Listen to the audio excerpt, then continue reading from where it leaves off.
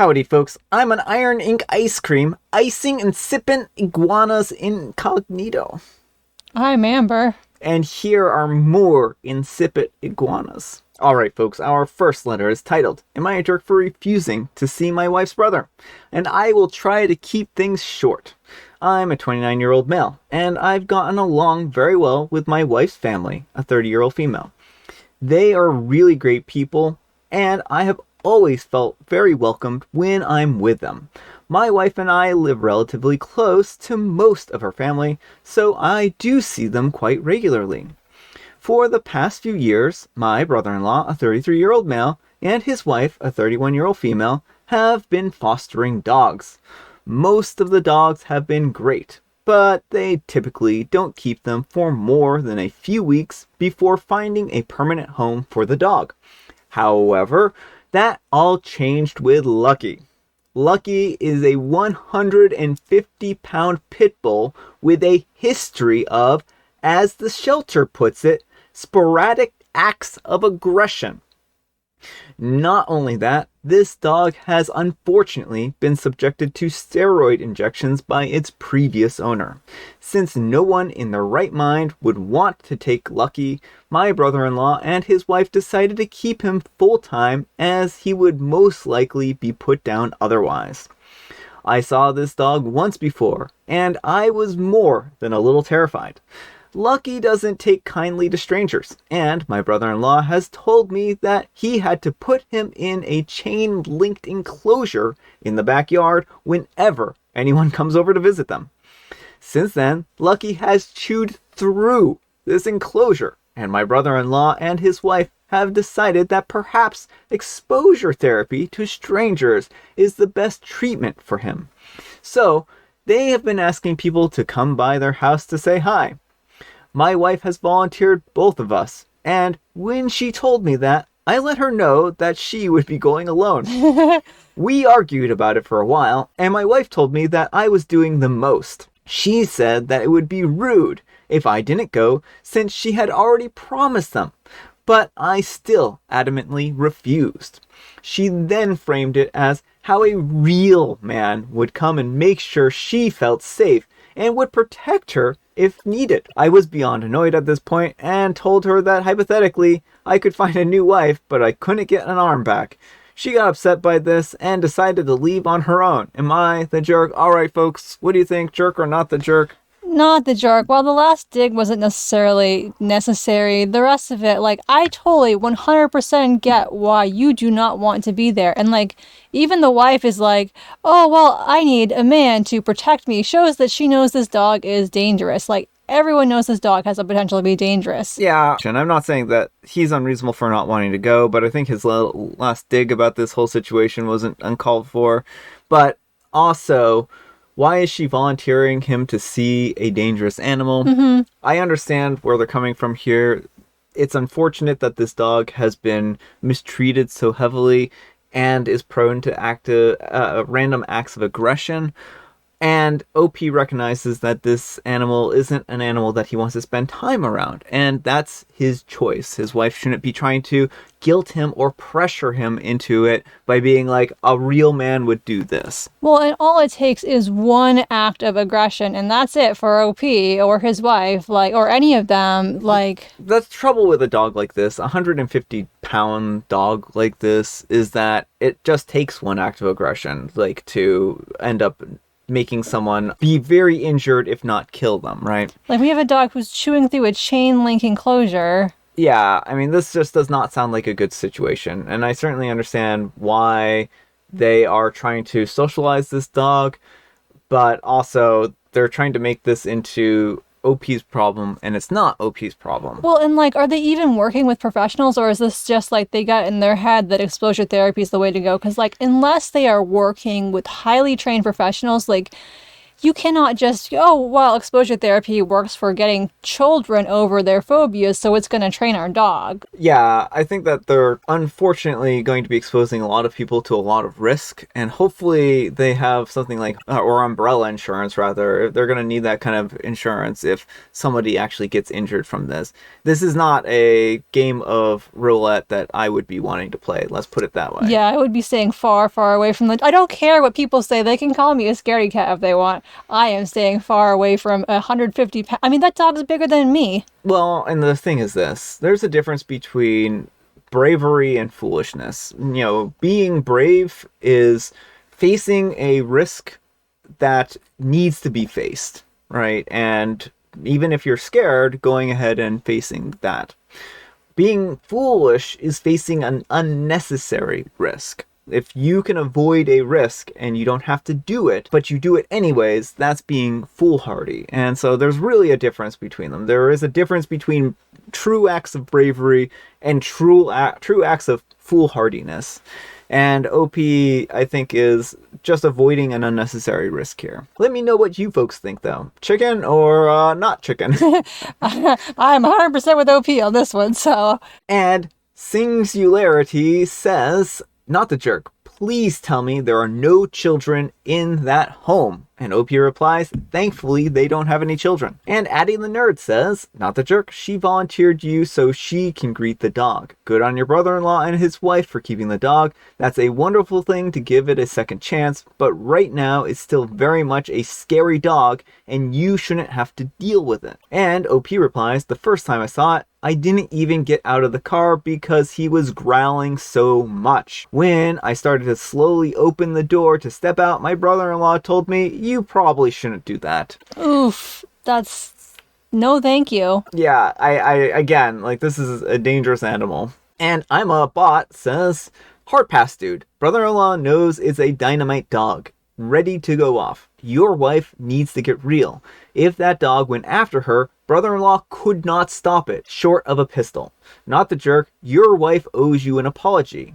And OP replies, he's been working out like mad for the past now while because he thinks that he needs to be in good shape to stop Lucky if ever needed. I don't think this is not giving me warm fuzzies. Yeah, no warm fuzzies here. Like, I understand that people love dogs and like I feel really bad about the situation, but if it's that much of a danger, I don't even know, like, go live in the wilderness with just the dog. I don't know. And not creative at all says, not the jerk, your wife told you to do something. Then tried to emasculate you when you didn't want to go.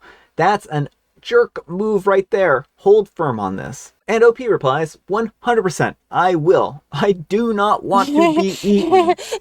Alright folks, our next letter is titled, I'm a 25-year-old male, and my wife, a 23-year-old female, sabotaged my date with another girl and is flirting with me. Just for some context, my wife and I grew up in a religious cult, in which you have to donate money to your girl's father, and he can approve the marriage in change. We were friends, and I bought her when I was 19 because her father wanted to accept an offer by another dude that she hated. We were able to work and study at university thanks to the facade marriage and always intended to leave the cult after we had a stable job, which we now do. We lived together ever since our marriage, but we have different rooms, split bills, and can date whoever we want, of course. A couple of months ago, we went out of our hometown for a few days to see our families, and she kissed me a lot. We were both single, which we never did, but it would have been weird if I refused too many kisses when we were supposed to be acting married. After that, we went to grab the Airbnb room for the night, and we got a bit drunk, and she kept making jokes, and we ended up having adult intimate time. We didn't even talk about it, and just kept acting married for the rest of the time that we were there, and then dropped it when we came back home. It was really weird. Then, I had a girl flirt with me, like 1 month later, to a mutual friend's graduation party, and she interrupted and said a friend of hers that she wanted to introduce you to my husband. Also, she's been very moody when I told her that I was talking with a girl, and she invited her brother home exactly the day that I was supposed to go on the first date.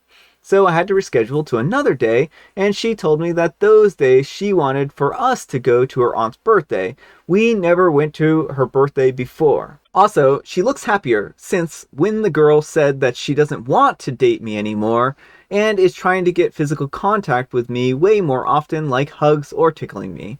2 days ago, we were out to buy stuff for the house, and it felt like we were an actual couple. And I can tell that she felt it too, and there was this weird tension. Then yesterday, she was messing with my hair, and I really wanted to kiss her, and I can't stop thinking about it since then. I've been talking about divorce for a while, but she keeps making excuses, saying we'll talk about it later, and we'll never do. I'm really confused about all this. I've never been so attracted to someone before, and she's a great person. We always had great chemistry as friends and housemates. There were also moments in the past that I thought about this, but never this intensely. I'm becoming really attracted to her. I'm always imposed on myself not to do anything about it because it would be like abusing my position of power, as I literally bought her and was still paying back the loan. But then, now again, we're independent and now we split everything. Is it okay if I wanted to date her? What should I do? If I do date her, should we still get a divorce first? Or just date and see what happens? Wouldn't it be weird to start dating with someone who is technically my wife? I think that I'm going crazy and I need to take a decision soon. I'm very much doubting that I will be able to not kiss her if she messes with my hair again like that. Alright folks, what do you think? I think, OP, it sounds like you want to date your wife. It sounds like your wife wants to date you, so maybe go for it. You know, the thing is this. While OP and his wife worked together as a team before, it sounds like they're becoming closer with each other, and it sounds like she has some expectations for this relationship that she isn't ready to talk about. And I think that you two need to kind of sit down and talk about what your expectations for this relationship are. You're doing a great job living as a couple as is.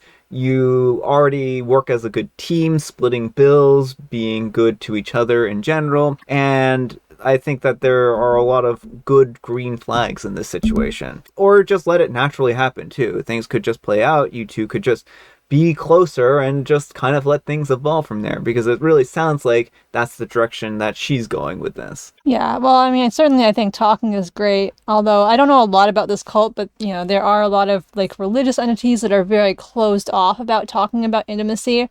And while that's not a healthy thing, it may be difficult at first, so. But I do think that the cornerstone of every healthy relationship is the ability to discuss about hard things sometimes, and maybe it might be a little too hard to talk about. But I think that, OP, if you're looking for permission to date your wife, then you have my blessing. So anyhow, take care and good luck. And Maze C says, I think your wife wants to be your girlfriend. And Here for T says, yep, I think you should both get some therapy though. Yeah, I mean, cults do have that effect. And Archer Chase says, religious cults mess with a person big time. Struggles understanding gestures and overtures as well. Lordy, the two of them are probably far from being able to have a functional, stable relationship. And that may be true or not true. It's really hard to say. Like, that's not something I think you can gain from a post like this. Yeah, no. And I mean, it sounds like they work together well, even if they do have difficulty verbally communicating, so. And Saxon JF says, your wife has clearly fallen in love with you, and so you two need to come to some conclusions. First, try to come to terms with this bizarre past. I've never heard of such a weird cult where someone can buy a wife from her father, but whatever. You two are more or less together, at least as friends. At the very least, she sees you as a hero for rescuing her from such a life. Have a talk about her true feelings about you. If she says that she's interested, suspend the debt that she owes you. Put it on an indefinite hold as long as you are considering a real relationship. Then she doesn't owe you anything because you want her to believe the money would just be pooled anyways. If you are both real, I would recommend that you go to forget the cult marriage. Pretend it never happened and propose for real. Then, relatively soon, marry at a chapel or courthouse because you want something real. Once you're married in a way that doesn't harken back to the cult, forgive the debt, forget about it, like it never happened, love this woman, and make a life with her. And OP replies, thank you. By the way, my wife doesn't owe me anything. We always joke about how she costed less than my car. Never asked anything back, but at the time I did have to take out a loan from the bank, which I have repaid in full. Also, it isn't technically a purchase. Basically, we are allowed to marry only with people if the cult says so. They're very traditionalist, so you are seriously married to a girl. You can't date her first, and you need to talk to her father for approval. Some families, like mine, are relatively okay. For instance, my father never asked any money for my sister. But some fathers ask for a donation for approval. Also, once married, the wife should obey the husband. Some guys treat their wife almost like they own them. They can call all they want and technically make it acceptable, but they're definitely selling in practice. Alright folks, it is tea time. Grab your beverages of choice. I've got some tea right here, and Amber, she's got a joke, but she's grinning, and she's not have a book, so I wonder what could possibly be up with that. What do you call a spectral chicken? What do you call a spectral chicken? I'll tell you what you call a spectral chicken. You call them the Ghostbusters, so that they can come and remove the spectral chicken from the premises. You call it a poultrygeist. I suppose so. I suppose so. And I have Mega Mint. Alright folks, that's all the time we have for today. Thank you so much for watching. Happy Manic Monday. I hope your Monday is going great. I know that some people have today off, so if you do, I hope you are enjoying your day off. I do not. Amber, we need some kind of moral advice or guidance, and please have it in the form of avoiding a very dangerous dog. Run! Yeah, don't run from a dangerous dog like that. You have to back away slowly. Yeah, that's true. Yeah, so, but the point is get away. Yeah. Thanks so much for watching, and we will see you all tomorrow. Bye.